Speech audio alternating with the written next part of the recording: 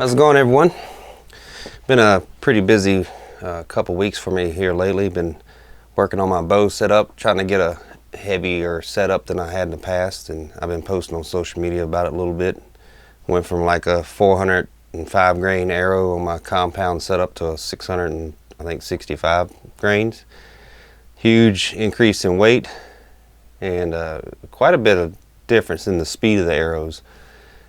And I'm gonna try and do a video of that coming up in the next few weeks, or maybe in the next few days. I don't know, whenever I get a chance, and kind of show the changes I've made to my setup, especially my compound, but also my recurve as well. And I'm gonna try and show those arrows flying and how much it affected the drop in the arrows at distances, and how it affects the speed getting to the target and all that stuff. But that's for another video.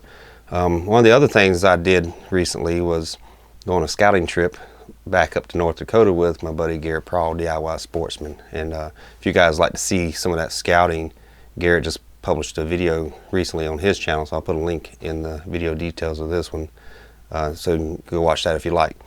But anyway, what I want to talk about in this video, and it's because of that scouting trip that got me to thinking about it, is vocalizations of deer and how effective they are for calling in deer. In my North Dakota hunt, the biggest reason I was able to kill that deer was grunting to that deer, and that deer turned around and came right back to me. You can see it in the video.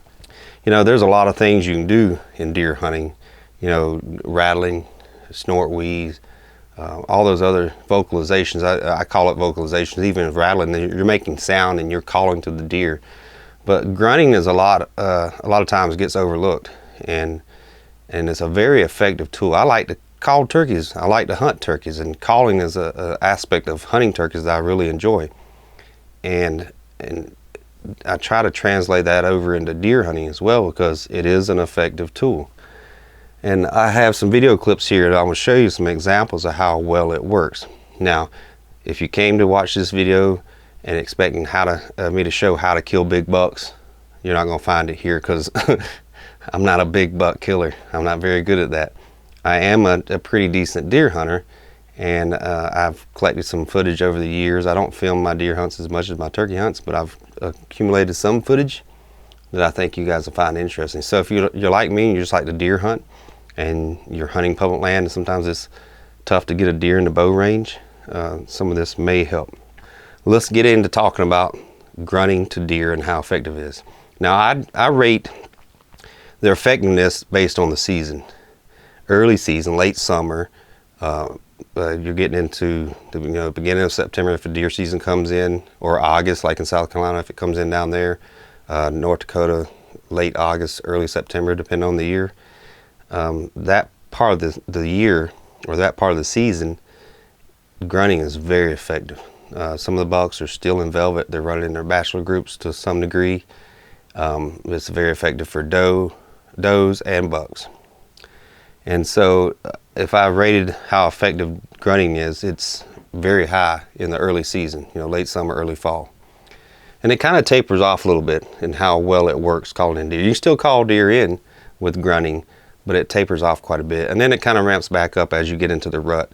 And it works primarily, in my opinion, from what I've seen, primarily on bucks when you get closer to the rut, late October into November, the first half of November. The bucks really key in on it. I don't think it reaches the effectiveness level as early season, late summer, early fall, but it definitely works.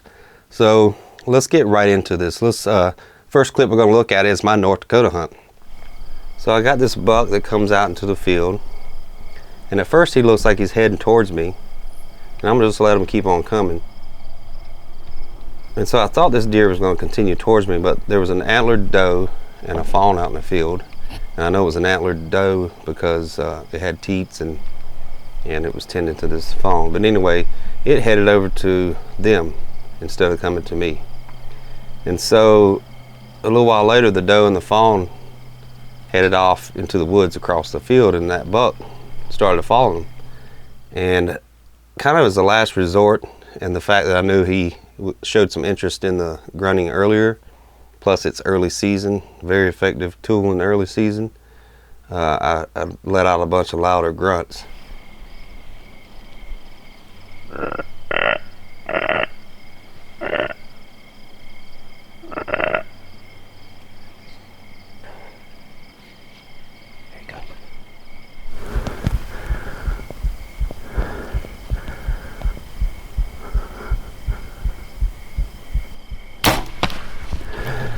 right, this next clip occurred, I think it was the day after opening day in Wisconsin. It was like mid-September.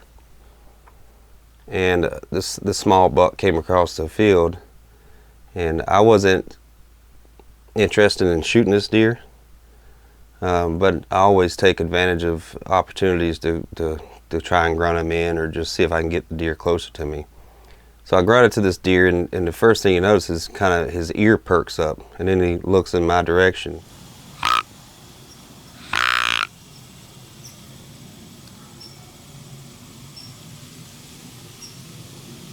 One thing you never want to do is grunt to a deer that's looking at you. As long as he's got his head down, or his ears not, turned towards you and listening. But mainly, as long as their eyes aren't looking towards you, you can grunt. But as soon as they start turning their head, or they look your way, don't grunt anymore, because then they'll pinpoint you. You want them to kind of have an idea of the general area the gruntings come from. Now this deer comes running down, and then he goes right to this little tree, starts rubbing on it. He knows where the grunting came from, and it really piqued his interest. So after he rubs the tree a little bit, he turns and looks my way again. Watch this deer when it's sniffing, and you'll see its cheeks kind of puff out. That's the same kind of behavior my tracking dog, my Callie, my blue tick coonhound, does when she's trying to get a good sniff of the scent. What they do is they draw in the air, and then they kind of recycle the air in their mouth and back through the nasal passages, and you'll see her cheeks puff out as she's recycling this air. And that deer is doing the same thing. You'll see its cheeks puffing out as it's recycling that air, trying to get a good taste of the scent. And he comes all the way, I don't know, he comes about 3/4 of the way towards me, still out of bow range, maybe right at the edge of bow range, 40 or 50 yards. And then he loses interest, and then he walks away. So in this next video, this is mid-September as well. Same area, I think it's a different day, but same area. And I have this doe come out, and she's walking down this lane, and my goal is to harvest this deer. I was going to shoot her if she gave me an opportunity. But as soon as she gave me the indication that she wasn't going to continue down that lane, she went down that hill, I grunted to her.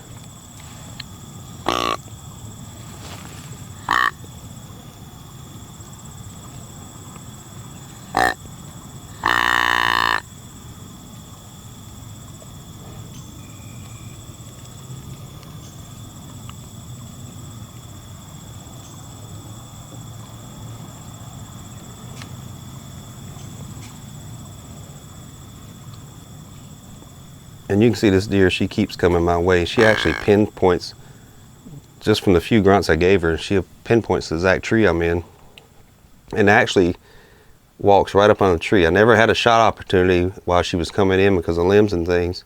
Had she continued right down that lane, I would have had a nice, easy 20-yard shot, but just shows you how effective it can be on does as well as bucks. So here's a hunt from the end of September, first part of October. This is actually October 3rd. So you're getting into that point of where the early season is basically at its end, but it still can be effective to some degree.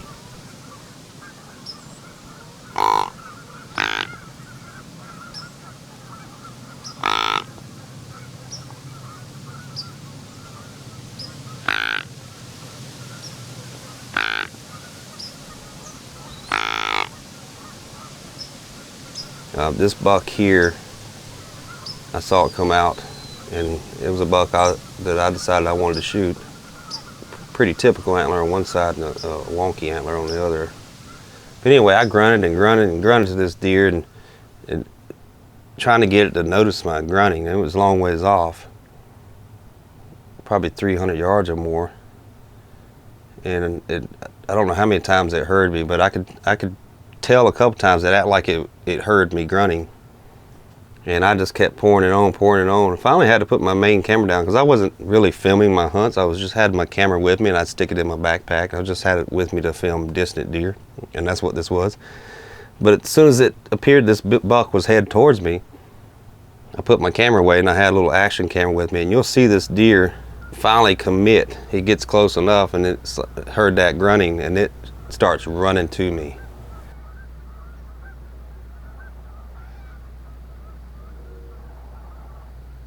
And what happened here is I ranged the deer as it was running, or when it was slowing down to get ready to stop, and I must have ranged the grass beyond it, and so I shot right over this deer's back. It ranged it, I think it was 40 yards, and the deer was actually closer to 30 yards, 33 or something like that, and shot right over its back. I got an opportunity at the deer, I just didn't I didn't fulfill my end of the deal here. All right, now we're getting into late October, early November. This buck here, he's chasing this doe around. There's a doe out here in this field, and she wants no part of him. So now I'm gonna get this deer's attention. I'm gonna grunt to it, and also add some snort wheezes into it. And so as you get closer to the rut, you can start adding some snort wheezes. And I did the snort wheezes with my natural voice.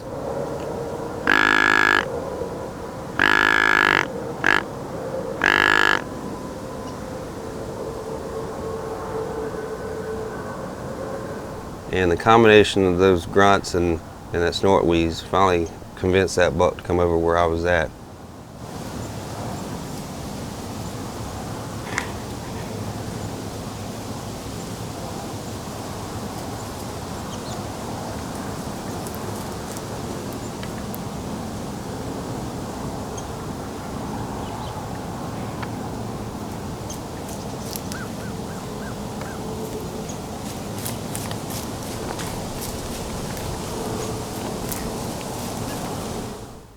So here's another video that shows just how effective grunting can be even when you get later in the season. And this primarily this time of year, early November, I think this was, getting into that first week of November. This is, like I said earlier, this is going to primarily work on bucks. And we were down to the last few minutes of legal light here, and so the video is very dark, and I'm going to try and brighten up as best I can. But I made a few grunts to this deer and got his attention. I could tell he was looking my way. And boy, he come on a string right to us. He's coming this way. You see him?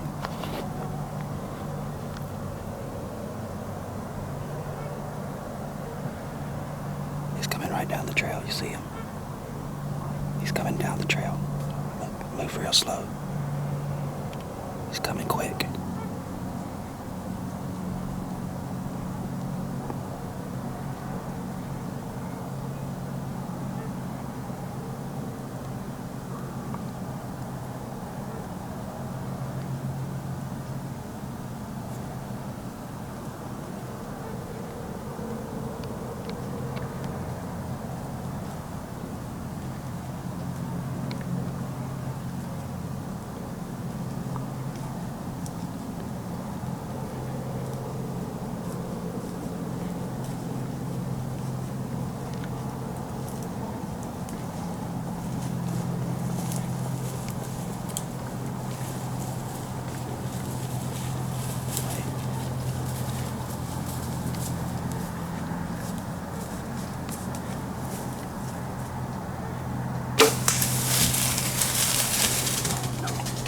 Unfortunately, my buddy was shooting what the ranch fairy calls a Twizzler with flappers on the front of it, and he hit it in the worst place possible when you're shooting a setup like that, and that was in the shoulder. Now, I did get this deer on trail camera a week or two later, and he was still alive, so he didn't kill the deer. So here's a hunt from early November. We're getting close to the second week of November. Got this buck, this small buck, coming across this prairie. Heavy winds, high winds, a lot of noise. I don't know how the deer even heard me, but I grunted to him. I just wanted to see if I can call him in. I wasn't going to shoot this deer. And somehow he heard me, and he comes on a string.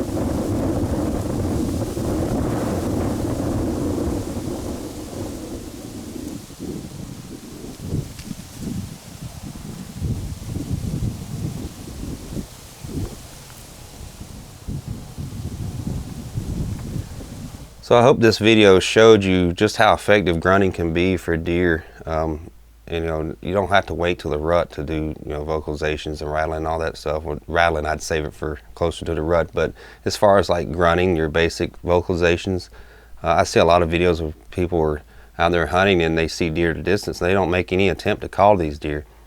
If I see a deer and I can determine it's not coming to me, and maybe I want to call it in closer for a shot, or maybe just try to get the deer closer to me, I don't hesitate to bring out a grunt call or try to grunt these deer up.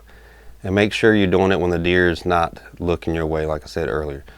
Watch those ears, grunt to them, see if you pique their interest. When they look your way, just go quiet, kind of give the deer an idea of where you're at, but not pinpoint you. And you'll be surprised how effective it works at calling in deer all season, especially in the early season.